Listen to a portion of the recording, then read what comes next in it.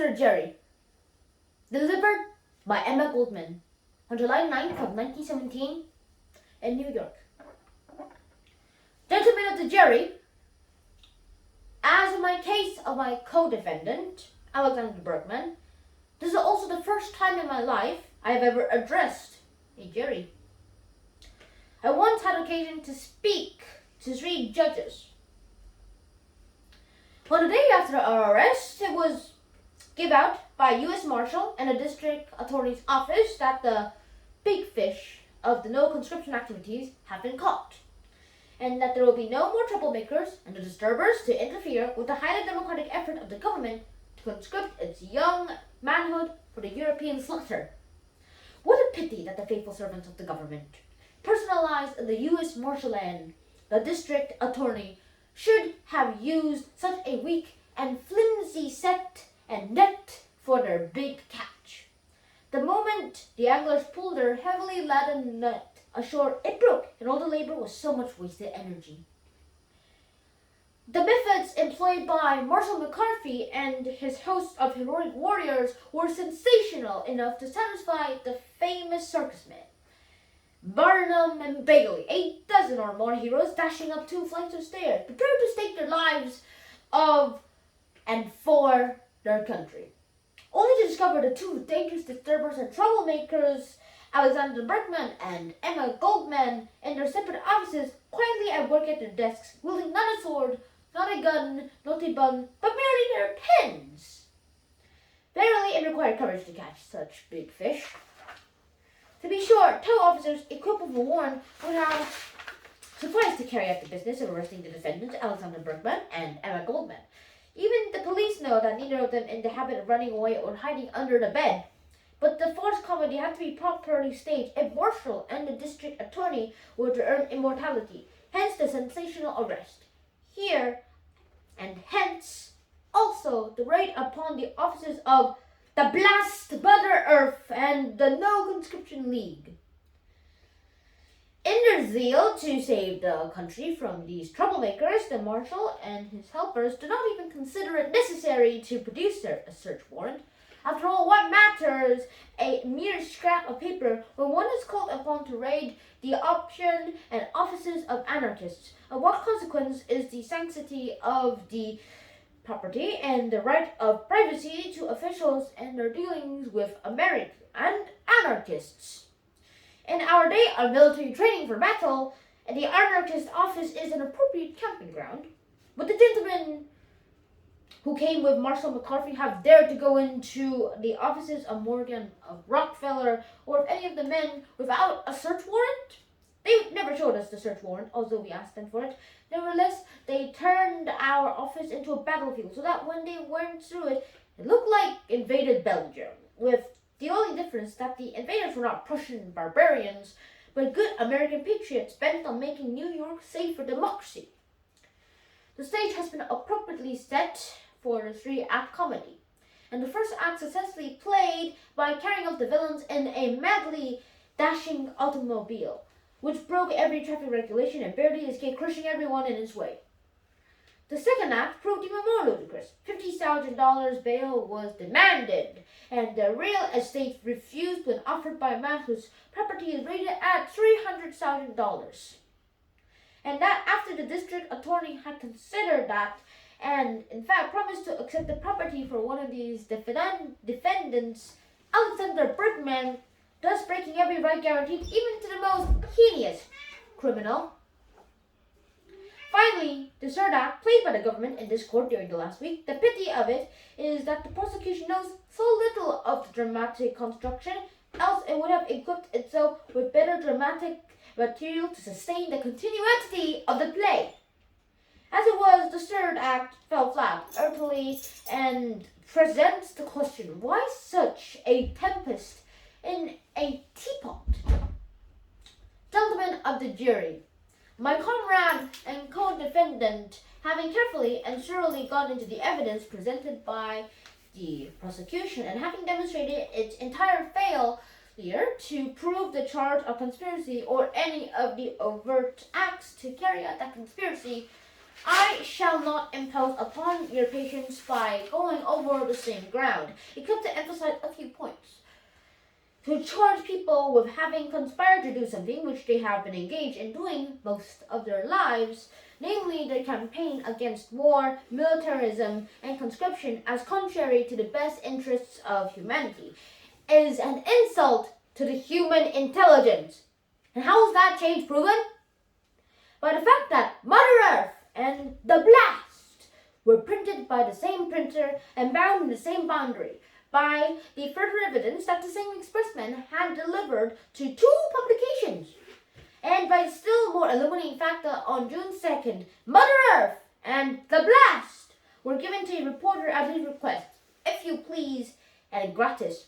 Gentlemen of the jury, you saw the reporter who testified to this overt act.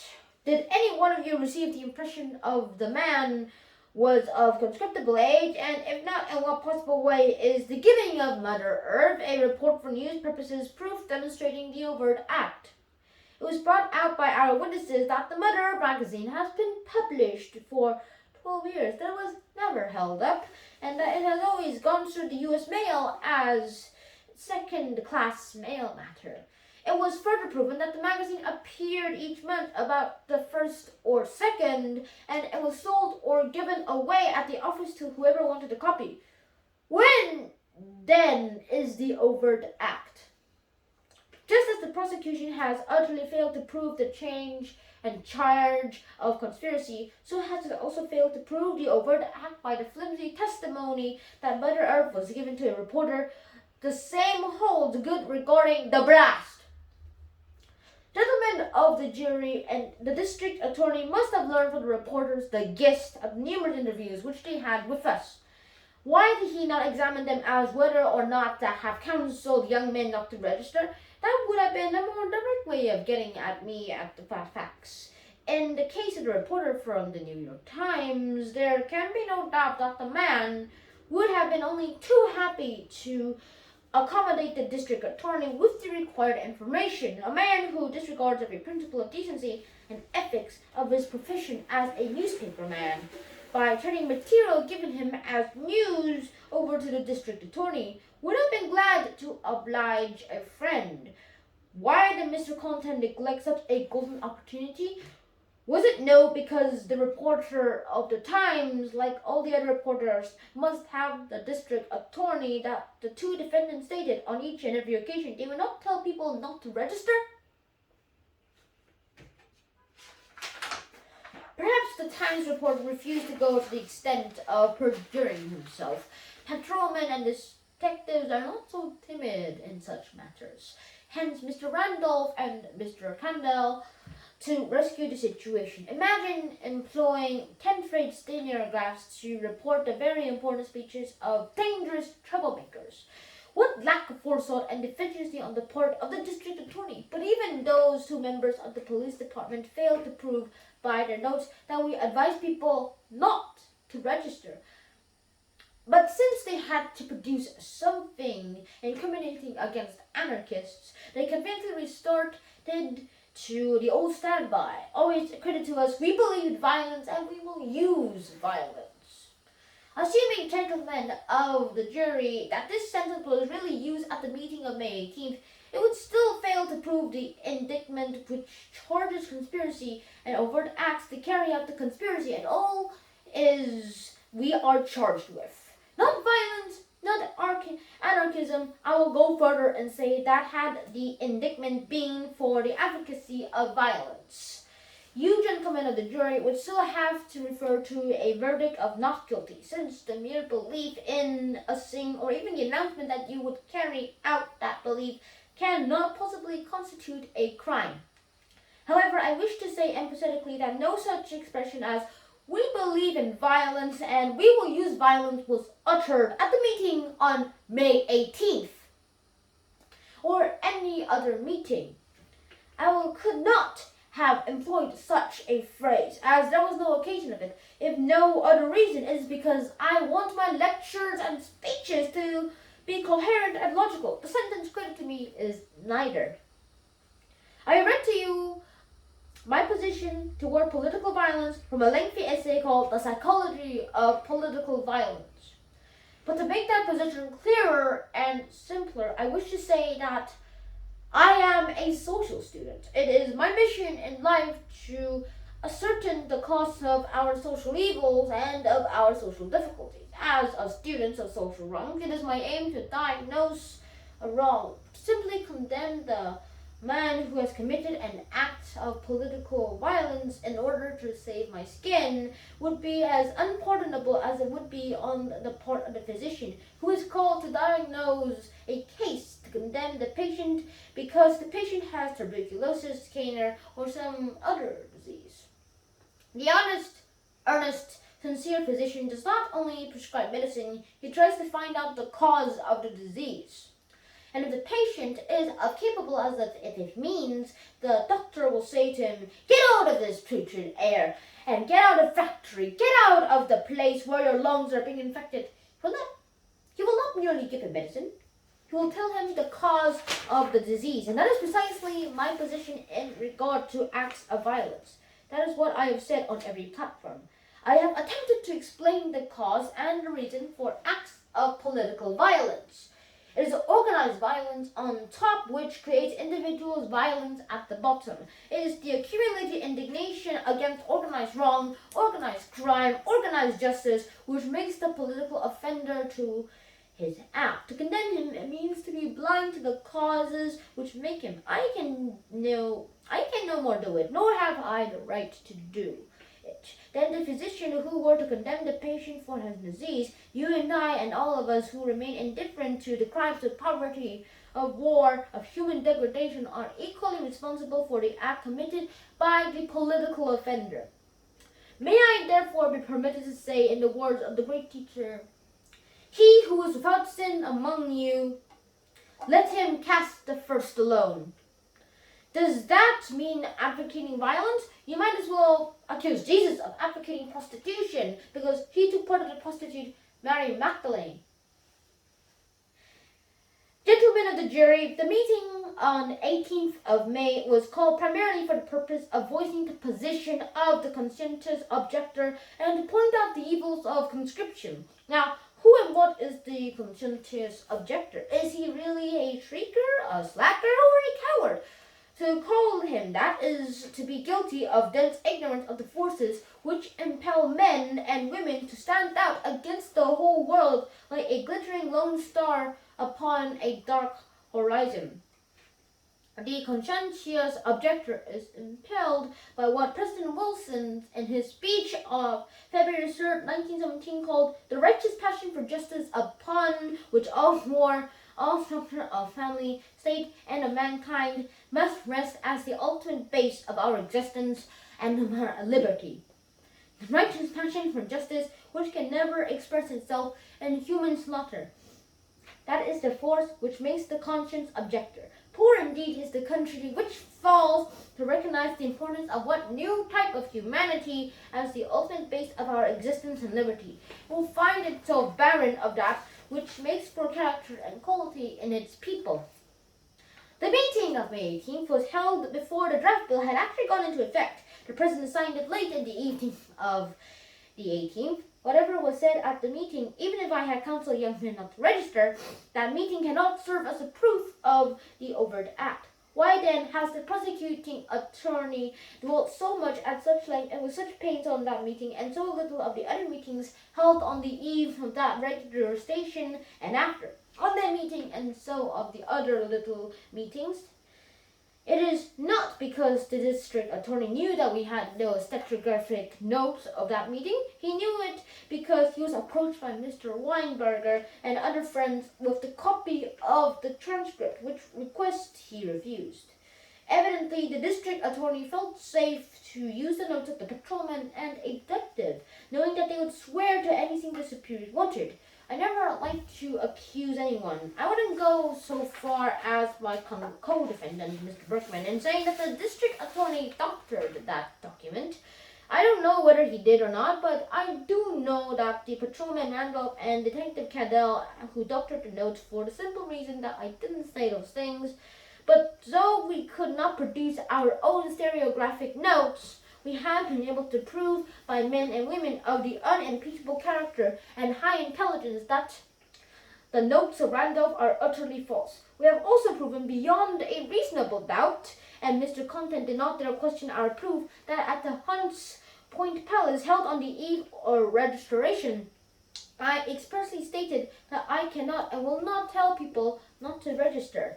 We have further proven that this was my definite stand, which was explained in my statement sent from Springfield and read at the evening of May 23rd. When we go through the entire testimony given on the behalf of the prosecution, I insist that there is not one single point to sustain the intimate for conspiracy or to prove the overt acts we are supposed to have committed. But we were even compelled to even bring a man 80 years of age to witness's stand in order to stop, if possible, an intention to drag in the question of German money. It is true, and I appreciate it, that Mr. Content said he had no knowledge of it, but gentlemen of the jury, somebody from the district attorney's office or someone from Marshal's office must have told the newspapers the fake story of the German money. As if we would ever touch German money or Russian money or American money coming from the ruling class to advance our ideas. But I order to forestall any suspicion, any insinuation, in order to stand clear before you. We were compelled to bring an old man here to inform you that he has been a radical all his life, that he is interested in our ideas, and that he is a man who contributed the money for radical purposes and for the work of Miss Goldman. Gentlemen of the jury, you will be told by the court, I am sure, that when you render a verdict, you must be convinced beyond a reasonable doubt that you must not assume that we are guilty before we are proven guilty, and that it is your duty to assume that we are innocent. And as a matter of fact, the burden of proof has been laid upon us. We have to bring witnesses. If we had time, we could have brought 50 more witnesses, each cooperating with the others. Some of those people with no relations with us. Some are writers, poets, contributors to the most conventional magazines. It is likely that they would swear to something in our favor if for not the truth. Therefore, I insist, as to my co-defendant Alexander Berkman, that the prosecution has made a very poor showing in proving the conspiracy or any overt act. Gentlemen of the jury, we've been in public for 27 years. We have been holding the court and out season. We have never denied our position. Even the police know that Emma Goldman and Alexander Berkman are not shirkers.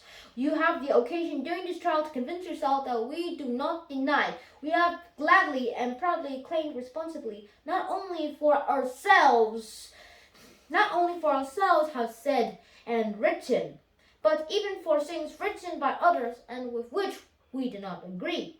It is plausible, then, that we would go through the ordeal, trouble, and expense of a lengthy trial to escape responsibility in this instance. 1,000 times no, but we refuse to be tried on a trumped-up charge or to be convicted by perjured testimony, because merely we are anarchists and hated by the class whom we have openly fought for many years. Gentlemen, during our examination of talesmen, when we asked whether you would be prejudiced against us if it were proven that we propagated ideas and opinions contrary to those held by the majority, you'd be instructed by the court to say if they are within the law. But what the court did tell you is that no new faith, not even the most humane and peaceful, has ever been considered within the law, and those who have been in power. The history of human growth is at the same time the history of every of the new ideas held in the approach of brighter dawn, and the brighter dawn has always been considered illegal, outside of the law. Gentlemen of the jury, most of you, I take it, are believers in the teachings of Jesus. Bear in the mind that he was put to death by those who considered his views as being against the law. I also take it that you are proud of your Americanism. Remember that those who fought and bled for your liberties were at a time considered his views as being against the law. I Also, take it that you are proud of your Americanism. Remember that those who fought and bled for your liberties were there in their time considered as being against the law, as dangerous disturbers and troublemakers. They not only preached violence, but they carried out their ideas by throwing tea into the Boston harbor. They said that resistance to tyranny is an obedience to God. They wrote a dangerous document called the Declaration of Independence, a document which continues to be dangerous to this day, and for circulation of which young men were sentenced to 90 days prison in a New York court only the other day. They were anarchists of their time. They were never within the law. Your government is allied with the French Republic. Need I call your attention to the historic fact that the great upheaval in France was brought by any extra legal means? The Dantes, the Robespierres, the Marats, the Herberts, even the man who was responsible for the most stirring revolutionary music, Marseille, which unfortunately has deteriorated into the war tune. Even Camille Desmoulins were never within the law. But for those great pioneers and rebels, France would have continued under the yoke of the idol Louis XVI, to whom the support of shouting and shooting jackrabbits were more important than the destiny of the people of France. Gentlemen, on the very day when we were being tried for conspiracy and overt acts, your city officials and representatives welcomed with music and festivities the Russian Commission. Are you aware of the fact that nearly all the members of that commission have only recently been released from exile? The ideas they propagated were never within the law. For nearly 100 years, from 1825 to 1917, the tree of liberty in Russia was watered by the blood of her martyrs. No greater heroism, no nobler lives had ever been dedicated to humanity. No, not one of them were within the law. I could continue to enumerate almost endlessly about the hosts of men and women in every land and in every period whose ideas and ideals redeemed the world because they were not within the law. Never can a new idea move within the law. It matters not whether that the idea pertains to political and social change or to any other domain of human thought and expression, to science, literature, music. In fact, everything that makes for freedom and joy and beauty must refuse to move within the law. How can it be otherwise? The law is stationary, fixed, mechanical. A chariot wheel, which grinds all alike without regard to time, place, and condition, without ever taking into account cause and effect, without ever going into the complexity of the human soul.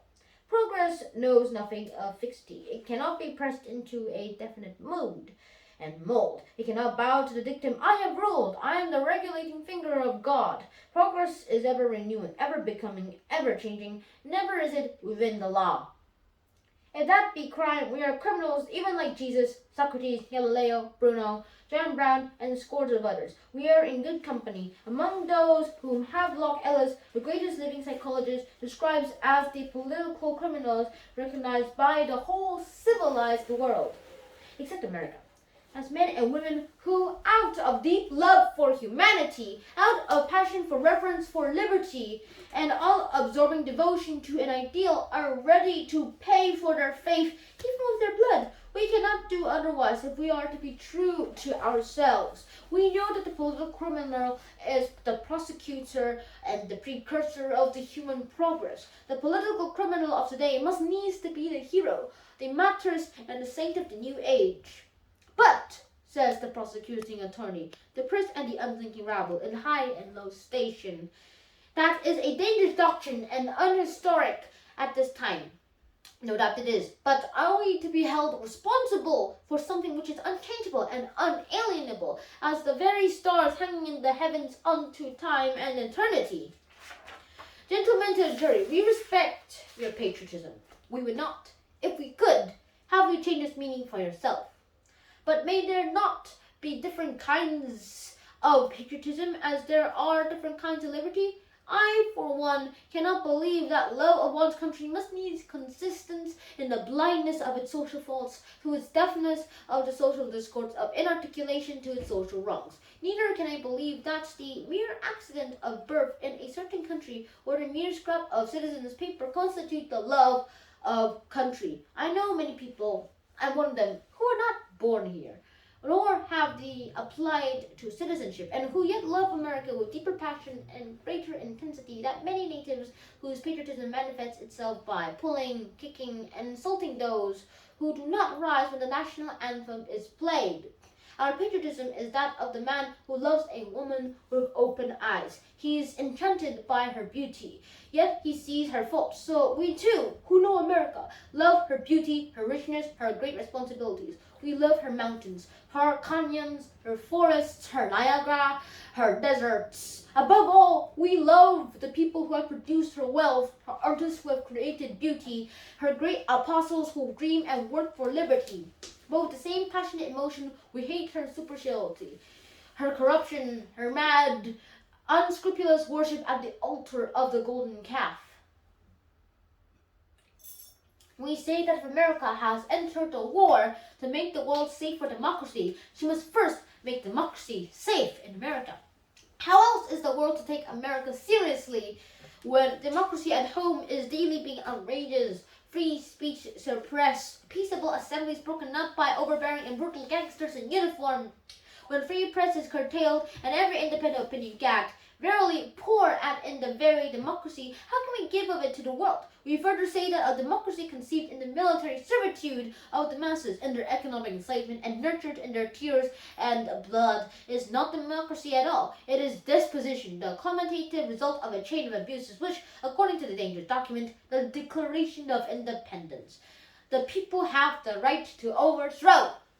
The district attorney have dragged in our manifesto and has emphasized the passage. Resist conscription.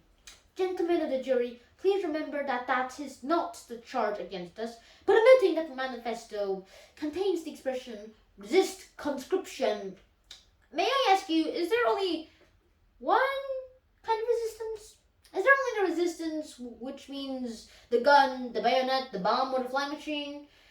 Is there not another kind of resistance? May not people simply just fold their hands and declare, we will not fight when we do not believe in the necessity of war?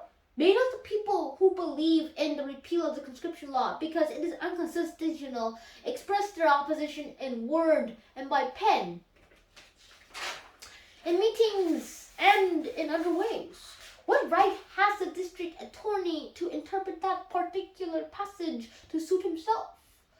Moreover, gentlemen of the jury, I insist that the indictment against us does not refer to conscription. We are charged with a conspiracy against registration, and in no way of a manner has the prosecution proven that we are guilty of conspiracy or that we have committed an overt act.